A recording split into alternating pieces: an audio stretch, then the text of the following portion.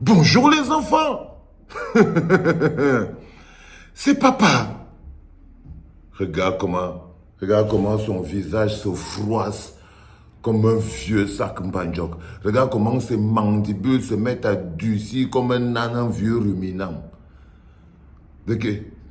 Regarde comment il devient, il veut même déjà devenir fou. Regarde comment il sautille comme un petit diablotin à qui on a versé un seau d'eau bénite sur. C'est ça. Bonjour les enfants. C'est papa. Mon mur est un asile psychiatrique à ciel ouvert et ma salle d'attente est toujours bondée. Bienvenue à la clinique les enfants. Bienvenue à la clinique parce que je vais être précis sur ce que je vous ai dit ce matin. De la volonté du gouvernement, non seulement de maintenir les artistes dans la misère et la pauvreté, mais de mettre les artistes au service de la dictature. C'est-à-dire que ce ne sont pas les artistes qui sont des superstars, ce sont les politiciens et les administrateurs, c'est eux les superstars. De transformer des artistes en griots pour pouvoir mieux les zombifier. Je vous prends un exemple, je vais être précis. Regardez le groupe Ex-Malaya. Ils ont sorti un album. Ils se promènent, allez sur leur mur Facebook. Vous allez voir qu'ils sont de bureau en bureau en bureau, de ministère en ministère en ministère, de homme d'affaires à homme d'affaires à homme d'affaires avec leur clé USB en main. Regardez, allez, je prends l'exemple simple. C'est-à-dire qu'aujourd'hui, ce sont les politiciens qui sont des stars. C'est eux les producteurs. Ce sont les acteurs de la conservation de pouvoir. C'est eux les stars. C'est un mécanisme bien précis. C'est un mécanisme bien précis pour que vous compreniez que pour contrôler un peuple, il faut contrôler la créativité. Il faut orienter il faut mettre la créativité au service de l'abrutissement, non seulement des masses et de la zombification, mais il faut utiliser les acteurs de l'art et de la culture parce qu'ils ont un impact et un aura sur les populations. Il faut utiliser ça à votre service pour vous faire voir. Ça veut dire que ce sont les ex-Malaya qui partent, qui sont contents d'être dans le bureau du ministre de la Culture. Ce n'est pas l'inverse. Regardez Francis Ngannou. Il est arrivé lui-même. Il est entré et chez le ministre Ngannou, et chez qui, et chez qui, et chez qui. Le dernier en date, celui qu'on appelle Martin Camus-Mime. Vous avez vu quand il a sorti le livre. Il était aussi de bureau en bureau, en bureau, en bureau. Ils ne font plus rien pour le peuple. Ils sont devenus des outils de propagande de la conservation du pouvoir et de la dictature. Aujourd'hui, même les artistes, il a encore la maquette.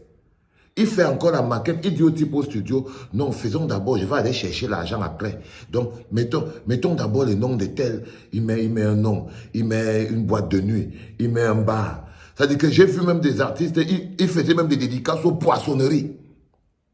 C'est-à-dire qu'on est passé jusqu'aux poissonneries. C'est ça l'artiste au Cameroun. Réduit à être un clochard. La clochardisation de l'artiste camerounais est un projet politique de conservation de pouvoir bien maîtrisé par le gouvernement qui nous dirige. Donc, ne vous plaignez pas. Ne vous plaignez pas comme s'ils ne savaient pas ce qu'ils font. Ils savent exactement ce qu'ils font. Aujourd'hui, tous ces artistes se vantent de connaître des ministres. Regardez les Ama Pierrot. Il te dit qu'il est un artiste d'État, que lui connaît la première dame. Tout le monde a sa photo avec la première dame dans sa maison. Si quelqu'un se filme avec un ministre, c'est lui qui part coller la photo de qui s'est filmé avec le ministre chez lui, au lieu que ce soit l'inverse.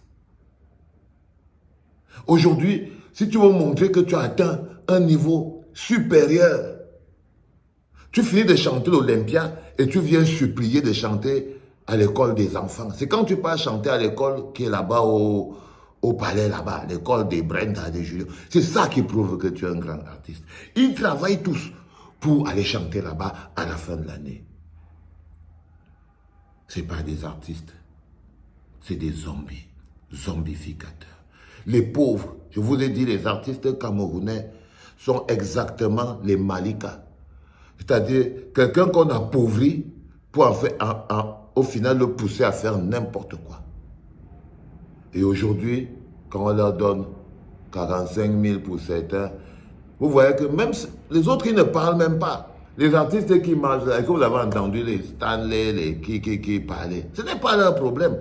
Mais ce qu'ils oublient, c'est que les ténors, et les Minx, et les Stanley, et les locaux, et les tout ça, eux-mêmes, ils oublient que ceux qui sont en train de mourir aujourd'hui, que les Annie Anzo et tout, ont eu aussi le succès comme eux. Et quand ils avaient le succès comme eux, ils ne comptaient pas les 45 000 là. Non. Ils étaient contents de s'en foutre de la condition de l'artiste parce que bon, eux ils tournent, eux ils sont sur les panneaux, c'est eux qui marchent. Mais quand ils arrivent au moment où, comme la roue tourne très vite dans ce système-là, bientôt eux-mêmes ils seront des petits vieux et il y aura des petits jeunes qui vont les remplacer. Et là, ils vont attendre des droits d'auteur. En ce moment, ils pensent que ce n'est pas nécessaire de réclamer un statut, de réclamer des droits d'auteur, parce qu'ils font encore des fillettes en ce moment. Mais quand ce sera là de manger ce qu'on a cotisé en tant qu'artiste, là ils vont comprendre que Ngea la route ne faisait pas semblant. Là ils vont comprendre que le riz jaune d'Annie Anzoa, c'est le riz du dépit.